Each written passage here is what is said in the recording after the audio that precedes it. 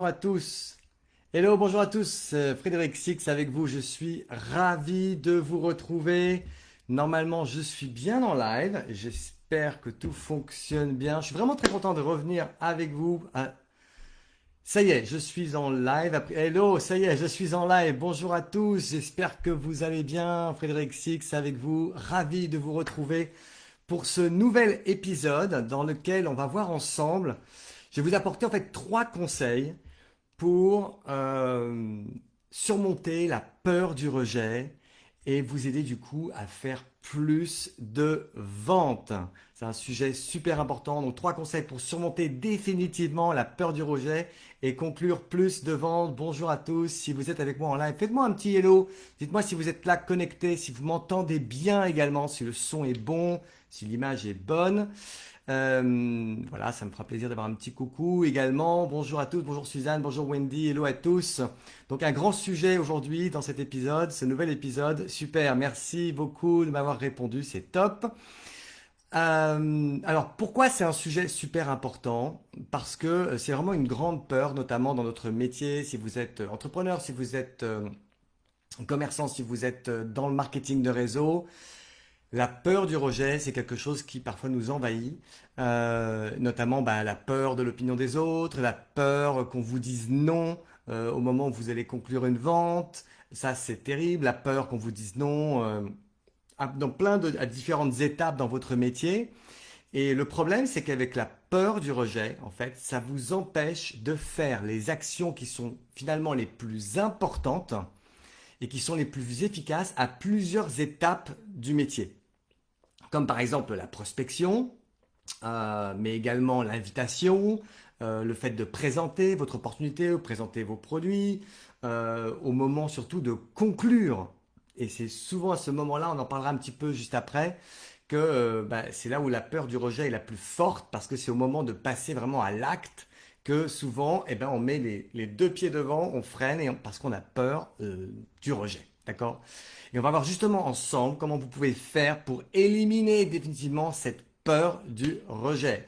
Donc bonjour à tous, si vous ne me connaissez pas, mon nom est Frédéric Six, je suis entrepreneur depuis oh là là, plus de 20 ans maintenant. Et ma mission en fait c'est d'aider les entrepreneurs et les personnes qui sont dans le marketing de réseau également à avoir plus de succès et à se construire surtout une qualité de vie dont ils rêvent.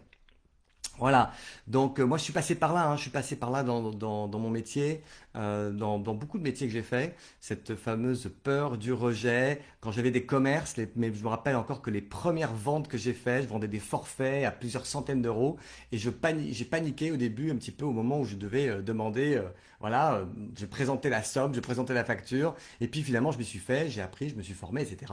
Et c'est la même chose dans le marketing de réseau, au début j'avais peur du rejet comme beaucoup de monde, ok? Donc, le premier conseil que je vais vous donner, je vais vous donner trois conseils, c'est d'abord de transformer votre état d'esprit. Parce que tout se passe là. Tout se passe entre vos deux oreilles, tout se passe dans votre cerveau. Donc, vous devez, dans un premier temps, utiliser une stratégie mentale pour surmonter cette peur terrible du rejet. Et ce que je veux, c'est que vous ne mettiez surtout pas la pression. Ça ne sert à rien de se mettre la pression. Si, en général, on se la met soi-même, on se la met tout seul. Et comprenez une chose aussi, pour peut-être que j'arrive à vous faire diminuer la pression, c'est que même les meilleurs leaders dans le métier du marketing de réseau, les meilleurs leaders de vente, les meilleurs vendeurs au monde, en moyenne, ils concluent une personne sur trois. Et ça, c'est déjà un super ratio. C'est-à-dire que si vous arrivez à finaliser une vente, à finaliser un parrainage, une affiliation, une sur trois, c'est déjà exceptionnel.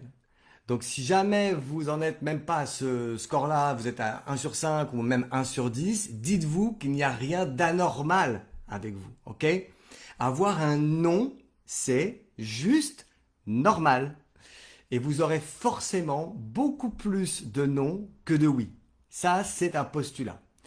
Et oui, vous allez me dire, ok, mais on est payé sur les oui, il me faut des oui pour pouvoir avancer dans le business. Il me faut des personnes qui me disent oui, qui achètent mes produits, il me faut des personnes qui disent oui pour démarrer l'activité. Ok, mais vous aurez forcément plus de non que de oui. D'accord? Donc vous êtes payé sur les oui, certes, mais il vous faudra beaucoup plus de non. ok? Beaucoup, beaucoup, beaucoup plus. C'est normal. Donc, allez chercher des noms. C'est comme un jeu. Lorsque vous êtes dans vos actions du quotidien pour prospecter, pour inviter, pour présenter, pour faire démarrer les gens, allez chercher des noms. Dites-vous dans votre... Parce que si vous êtes obsédé uniquement par le fait d'avoir un oui, au moment où vous avez un non, vous êtes déçu. Mais alors que si au contraire, dans votre mental, vous allez à la recherche d'un non, eh bien au moment où il arrive ce non, vous n'êtes pas surpris puisque c'est ce que vous cherchez à obtenir. Donc, vous comprenez la logique, le mental, d'accord? Et d'ailleurs, petite question pour vous.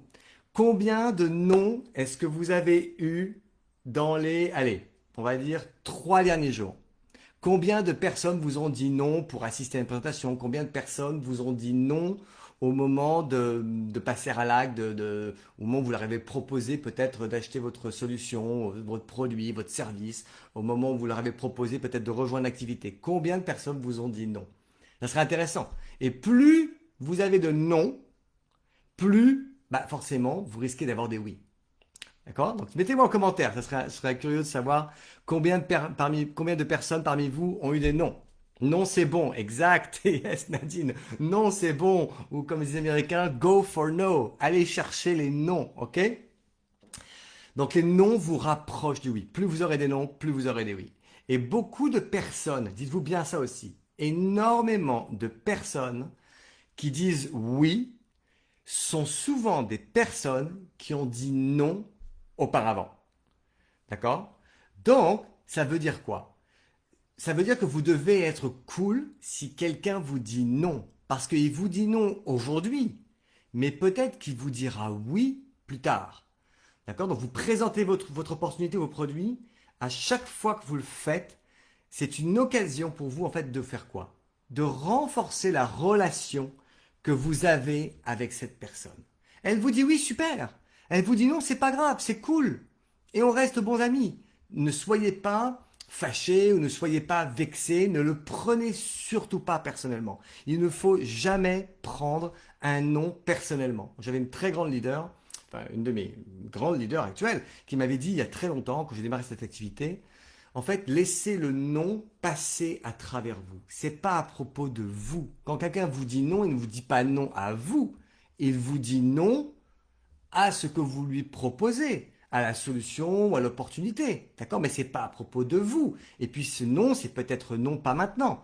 D'accord? Il y a plein de choses derrière un non. Hop là. Est-ce que je suis toujours là? Ah oui, j'avais perdu mon écran. Ok. D'accord? Donc un non peut vouloir dire énormément de choses que la personne peut-être vous exprimera pas. Regardez, nous-mêmes, quand on dit non à quelqu'un qui veut nous vendre quelque chose, on n'a pas forcément envie de se justifier ou de lui dire forcément pourquoi on dit non. On dit non, un point c'est tout. D'accord? Ça peut être non, pas maintenant. Ça peut être non, je ne suis pas prêt. Ça peut être non, je ne suis pas sûr que c'est pour moi. Je suis pas encore forcément 100% convaincu, etc., etc. Donc, comprenez qu'un non, il peut y avoir beaucoup de choses derrière et que c'est jamais forcément quelque chose de définitif. Et puis, donc, préparez vraiment votre mental à la réponse. Et vous pouvez dire quelque chose comme ça, par exemple. Est-ce que tu me permettrais de te tenir informé? Quelqu'un vous dit non. Écoute, non, c'est pas pour moi ou pas pour le moment. Ok, pas de souci. Donc, soyez super cool. Soyez surtout pas sur la défensive. Accueillez le non. Et vous pouvez répondre avec quelque chose. Ok, super, je comprends très bien. Est-ce que tu me permets de te tenir informé prochainement, peut-être dans les mois à venir? Ok? Donc ça, c'est une phrase qui marche très bien parce que du coup, ce que vous voulez pas, en fait, c'est fermer la porte. C'est mettre ce prospect ou cette personne à la poubelle, la sortir de votre liste. Parce qu'encore une fois, cette personne vous dira peut-être oui plus tard. D'accord? Donc, maintenez-la dans votre... et si elle vous dit oui, écoute, tu peux me tenir informé, super, ça n'engage à rien, eh bien, vous la gardez sur votre liste de personnes à suivre peut-être plus tard. Ok? Donc, obtenez l'autorisation de les suivre. Du coup, comme ça, vous n'aurez pas à les rayer de votre liste. Et d'ailleurs, justement, je voulais vous faire un petit rappel, juste avant de continuer sur le deuxième conseil que je vais vous donner. Je vous rappelle que j'ai récemment fait un super petit cadeau gratuit pour ceux qui veulent se lancer dans les Facebook Live, que j'appelle ma liste de 55 idées de Facebook Live. Pourquoi je vous en reparlais aujourd'hui? Parce que plus vous allez faire de live, plus les gens se sentiront proches de vous. Et plus ils se sentiront proches de vous, plus ils auront confiance en vous. Et plus ils auront confiance en vous, plus ce sera facile pour vous de conclure des ventes, moins vous aurez à faire d'efforts, moins vous aurez besoin d'essayer de les convaincre parce que vous aurez déjà élevé le niveau de confiance qu'ils ont en vous.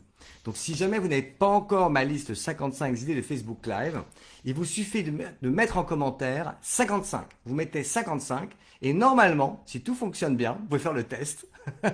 J'ai programmé mon petit assistant robot. J'ai un petit robot qui va vous envoyer directement le lien par Messenger. Vous pouvez faire le test. D'ailleurs, je serais curieux de savoir si ça marche. Si quelqu'un peut mettre 55 en commentaire, normalement, vous devriez recevoir automatiquement le lien pour accéder à ma liste de 55 idées de Facebook Live.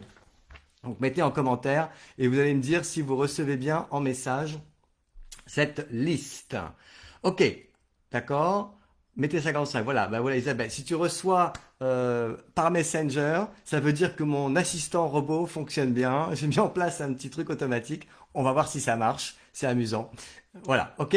Donc ça, c'était le premier conseil. Deuxième conseil, pour surmonter votre peur du rejet. Posez les bonnes questions pour optimiser vos chances de conclure.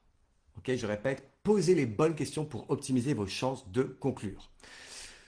Et l'idée, en fait, c'est de toujours poser une question émotionnelle et non pas une question qui soit logique. Le cerveau ne répond pas du tout de la même manière à une réponse logique ou à une réponse émotionnelle. Qu'est-ce que j'entends par une réponse émotionnelle? Imaginons que vous soyez en train de présenter un produit, vous êtes au moment vous en arrivez à l'acte où vous allez proposer à la personne pour savoir si elle veut l'acheter ou pas. Et l'idée, c'est quoi? C'est de savoir, d'aller à la pêche à une réponse émotionnelle. Par exemple, écoute, à quel point c'est important pour toi de résoudre ce problème? Imaginons que vous présentiez un programme pour perdre du poids. Vous l'avez présenté, ça y est, etc. Ok, la personne a toutes les informations et vous échangez avec elle. Et là, vous lui dites, écoute, maintenant que tu as vu cette présentation, j'aimerais savoir, donc toi, tu as ce problème de surpoids, à quel point ça serait important pour toi de résoudre ce problème? Et vous lui laissez répondre. Ok, si elle dit que c'est important, qu'est-ce que vous pouvez ajouter une deuxième question? Qu'est-ce que ça changerait pour toi d'avoir ces résultats? Qu'est-ce que ça changerait pour toi dans ta vie si tu pouvais vraiment perdre ces 5 kilos ou ces 10 kilos? Ok? Et donc ça, c'est vraiment important parce que du coup, là, elle va vous exprimer ce qui la touche, ce qui est important pour elle. Et là, vous pouvez lui dire, écoute, je comprends, ben, je pense que vraiment cette solution peut te permettre de résoudre cette problématique, peut te permettre d'avoir ce que tu veux. Et là, ce sera beaucoup plus facile de conclure et vous aurez beaucoup moins peur. Il ne suffit pas juste de dire à quelqu'un, ok, c'est bon, tu veux l'acheter? Non, c'est pas comme ça qu'on fait une conclusion. Et je vais y venir juste après. Ok? Il y a trois choses également que vous pouvez intégrer dans votre closing.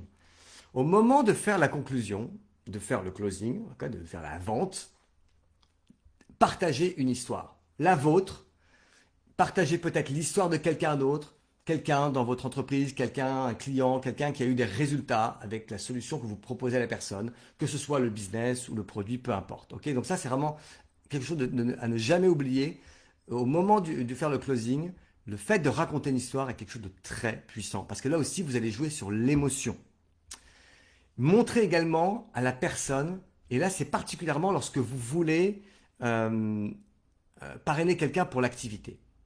Il est très important que vous montriez à cette personne que vous êtes vous-même extrêmement motivé avec votre opportunité.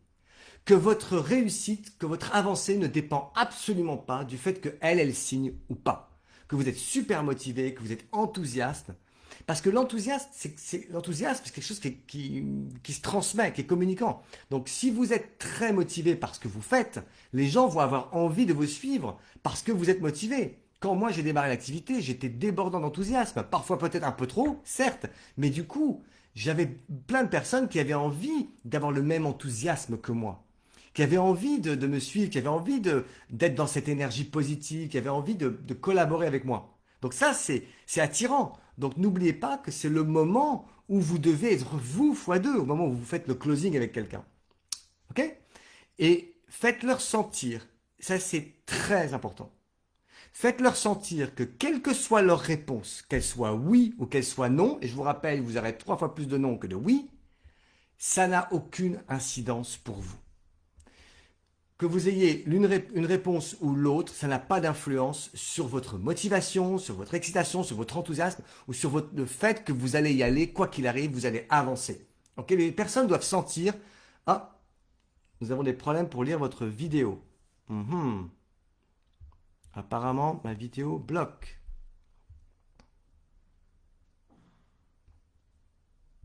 Pourquoi?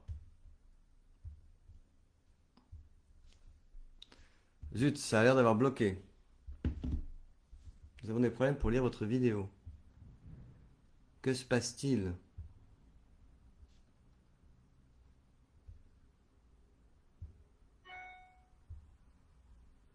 Pourquoi? Alors, est-ce que je suis toujours en live?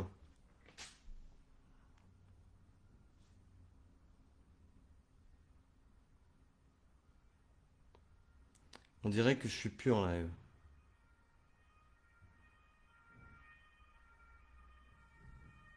Est-ce que je suis encore en live? Ah bah peut-être que j'y suis. On a l'impression que je suis plus en live. On dit que j'ai des problèmes avec ma vidéo. Est-ce que je suis toujours en live? Dites-moi, est-ce que je suis toujours en live? Parce que là, apparemment, ça me dit que ma vidéo ne diffuse plus. Dommage, je voulais continuer. Et dites-moi, faites-moi un petit commentaire. Dites-moi si je suis toujours là ou pas. Est-ce que je suis toujours en live ou pas? A priori, oui. A priori, oui. Bon, donc je continue. La technologie, c'est incroyable. C'est incroyable. Non, ça marche. Ça marche bien. Super, ok, génial. Alors, je sais pas pourquoi, vous voyez, ça c'est d'elle. Incroyable, on en apprend tous les jours. Là, j'ai mon Facebook qui me dit, nous avons des problèmes pour lire la vidéo. Bah, apparemment, vous me voyez bien. Donc, tout va bien, ok? Donc, vous avez compris. Ne leur faites jamais ressentir que si jamais ils vous disent non, ça vous affecte. Même si je sais qu'on est des humains et que ça peut nous affecter, mais ne leur faites pas ressentir ça. Ok, vous n'avez pas besoin d'eux pour réussir. Et personne d'ailleurs ne veut se sentir utilisé. Vous êtes d'accord? Donc au contraire, les personnes veulent rejoindre des personnes qui ont l'air qui semblent avoir confiance en elles. Donc vous ne devez pas lui faire ressentir que sa réponse va vous affecter. Sinon, son niveau de confiance va diminuer. Ils doivent sentir que c'est vous qui avez un cadeau à lui offrir et non que c'est vous qui attendez après eux. D'accord? Ok. Maintenant, troisième chose. Troisième chose pour terminer. Troisième conseil. Aimez conclure. Dites-vous que vous aimez conclure. D'accord? Parce que si vous n'aimez pas ça, si vous n'aimez pas faire le closing, si vous n'aimez pas passer à l'acte, eh bien, ça se verra. Donc, à chaque fois que vous allez présenter, essayer de tenter de finaliser une vente, quel que soit le moyen, que ce soit par Messenger, par téléphone, par vidéoconférence, peu importe, ok? Ça se verra si vous n'appréciez pas ce moment. Et vous serez toujours hésitant au moment de passer à la conclusion, de passer au closing, si vous n'appréciez pas ce moment. Vous devez apprécier le fait de vendre, de passer à l'acte. D'accord? Dites-vous une chose, et ça, c'est vraiment quelque chose que j'ai appris grâce à mes commerces. Qu'est-ce que c'est que de faire une vente? Le closing. Conclure, c'est donner une chance à l'autre d'avoir ce qu'il veut. Si la personne a un problème, elle recherche une solution, que vous lui présentez une solution, et que cette solution semble être ce dont elle a besoin, lui permettre d'avoir cette solution, c'est lui donner la chance d'avoir ce qu'elle veut. Et donc vous devez comprendre que vous rendez service à quelqu'un lorsque vous amenez vraiment la personne en confiance jusqu'à la vente. D'accord? Vous n'êtes pas en train de lui prendre de l'argent, vous êtes en train de lui apporter une solution dont elle a besoin. Je ne sais pas vous, mais moi j'adore pouvoir dépenser de l'argent. Quand j'ai besoin de quelque chose et que je peux me l'offrir et que je trouve la chose dont j'ai besoin, est-ce que je suis content d'avoir fait cet achat? En général, oui, je suis super content. Pas vous? Est-ce que vous êtes content quand vous achetez quelque chose dont vous avez besoin? Vous êtes content, vous allez pouvoir essayer quelque chose de nouveau, que ce soit un vêtement, que ce soit quelque chose d'alimentaire, que ce soit peu importe ce que la solution. Mais quand vous avez besoin de quelque chose, vous l'achetez, vous êtes content. Eh bien, permettez à cette personne d'avoir ce qu'elle veut, ce qu'elle désire. Vous voyez comme d'un seul coup, le fait de faire le closing, eh bien, ça devient quelque chose de beaucoup plus plaisant parce qu'on vient en aide aux autres. D'accord? Ok. Donc, posez la question la plus importante. Vous devez dire à la personne, notamment par rapport au business, ok, je crois que maintenant tu as toutes les informations, tu as tous les éléments, est-ce que tu es prêt à démarrer? Avec le sourire, d'accord? Parce que si vous ne le faites pas, c'est vraiment dommage parce que très souvent, en fait, il y a énormément de personnes qui ne signent pas dans notre métier. Hein. Vous savez pourquoi? Parce qu'on ne leur demande pas de démarrer. Parce que beaucoup de distributeurs n'osent pas passer à l'acte. Ils font tout bien avant, contacter, inviter, présenter, etc., etc. Mais au moment de dire la chose la plus importante, eh bien, ils se défilent. Et il y a énormément de personnes, je vous assure, qui auraient pu signer, mais qui n'ont pas signé parce que finalement, la personne ne leur a pas vraiment ouvert la porte. Elle les a pas pris par la main, elle leur a dit, OK, est-ce que tu es prêt? On y va. OK? Et en fait, vous dites, mais pourquoi ces personnes ne demandent pas par elles-mêmes? Non, mais parce que parfois, les personnes, ils attendent qu'on justement, on les guide. Et c'est notre rôle de les guider. OK? Notre métier, c'est d'aider les gens. Donc, posez, et toujours cette question en tête qui est très simple. Ok, on y va? Est-ce que tu es prêt à démarrer? Et là, vous ne dites plus rien. Vous faites une pause. Encore une fois, ne parlez pas trop. Souvent, on parle trop, on veut combler les silences. Non, là, c'est le moment de faire une pause. C'est le moment de faire un silence. Au moment où vous posez cette question, est-ce que tu es prêt à démarrer? Vous ne dites plus rien. Motus bouche cousue, vous attendez la réponse. Et très souvent, vous allez voir, si vous dites cette phrase, cette question avec confiance, vous serez extrêmement surpris du résultat. D'accord? Donc, tout ça pour dire que notre métier, c'est quoi? Notre métier, c'est d'aider les gens. C'est de les aider à aller de là où ils sont à là où ils veulent aller. Donc, vous ne leur rendez pas service si vous omettez, si vous oubliez de leur demander s'ils sont prêts à démarrer. Ça, c'est vraiment la phrase que vous devez toujours avoir en tête, qui est une phrase tellement simple, facile à retenir, et au bon moment, au moment opportun, vous devez la poser. Et dites-vous que c'est eux qui ont l'honneur et le privilège de vous rejoindre ou d'acheter votre solution produit. Que c'est eux qui ont le cadeau. C'est pas eux qui vous font un cadeau, c'est vous qui leur offrez le cadeau de la solution, de votre opportunité, de pouvoir rejoindre votre équipe, de travailler avec vous, votre équipe, vos leaders, etc. D'avoir votre soutien. C'est vous qui avez l'opportunité.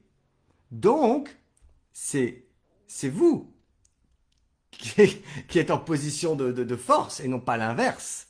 L'honneur n'est pas pour vous, mais l'honneur, il est pour eux. C'est eux qui reçoivent l'honneur de pouvoir vous rejoindre. D'accord? Donc, vous voyez, j'espère qu'avec ces 3 conseils, ça va vraiment vous permettre de ne plus avoir peur du rejet. Soyez détaché du résultat et allez jusqu'au bout du processus sans jamais, bien sûr, forcer les gens à vous rejoindre. Tout doit finalement couler tout seul.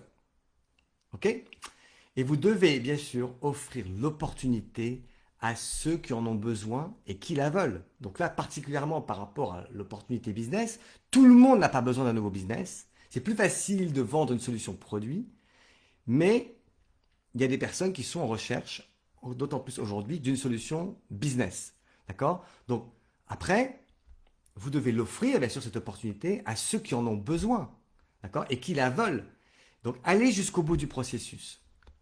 Et j'insiste encore une fois sur la puissance des vidéos live pour vous permettre d'attirer à vous l'audience que vous voulez et de bâtir surtout votre réputation. J'insiste vraiment là-dessus parce que plus vous allez bâtir votre réputation, moins vous aurez besoin de faire d'efforts. Parce que, tout simplement, c'est normal, hein, c'est comme les gens connus. Quand ils sont connus, ils peuvent dire, s'ils essaient de vendre quelque chose, ils auront plus de résultats parce que ce sont des gens connus. C'est d'ailleurs pour cette raison que les marques utilisent des personnes connues dans des publicités, par exemple, pour représenter leurs produits, parce que le fait d'être quelqu'un de connu, eh bien, ça apporte de la valeur. Donc, plus vous allez augmenter votre niveau de valeur, plus les gens auront confiance en vous et plus ça vous sera facile d'attirer à vous des personnes dans l'activité, dans le business et même de vendre vos solutions produits. Donc, je vous invite à faire des lives et si vous n'avez pas beaucoup d'idées pour faire des lives, vous ne savez pas de quoi parler, eh bien dans ces cas-là, vous pouvez avoir ma mini formation gratuite, mes 55 idées de Facebook Live. Et j'espère que mon petit robot fonctionne bien. Donc, est-ce qu'il y en a qui peuvent me dire si, en mettant le mot 55 en commentaire, vous mettez 55 en commentaire, normalement c'est programmé, mon robot a été programmé pour pouvoir vous envoyer directement par messagerie le lien pour accéder à la liste. Voilà. Les amis, j'espère que ça vous a été utile. Vraiment, si vous n'avez pas écouté le début, je vous invite à réécouter le début de cette vidéo pour avoir mes 3 conseils pour surmonter de manière définitive cette peur du rejet et augmenter significativement le nombre de ventes que vous allez faire. N'hésitez pas à partager ce live aussi avec les personnes de votre équipe parce que le closing, c'est un sujet énorme. D'accord? Il y a énormément de personnes qui sont mauvaises parce qu'elles ont peur, parce qu'elles ne sont pas assez bien formées, parce qu'elles ont peur là, ici, entre leurs 2 oreilles. Donc, il faut les éduquer, les former pour qu'elles soient plus performantes à chaque fois qu'elles vont faire le closing. Ok, merci à tous d'avoir été là. Dites-moi en commentaire si vous avez reçu mon lien par Messenger. Sinon, il faudra que j'aille corriger les choses. Je vous souhaite à tous une très très bonne journée et je vous dis à très très vite. Au revoir tout le monde.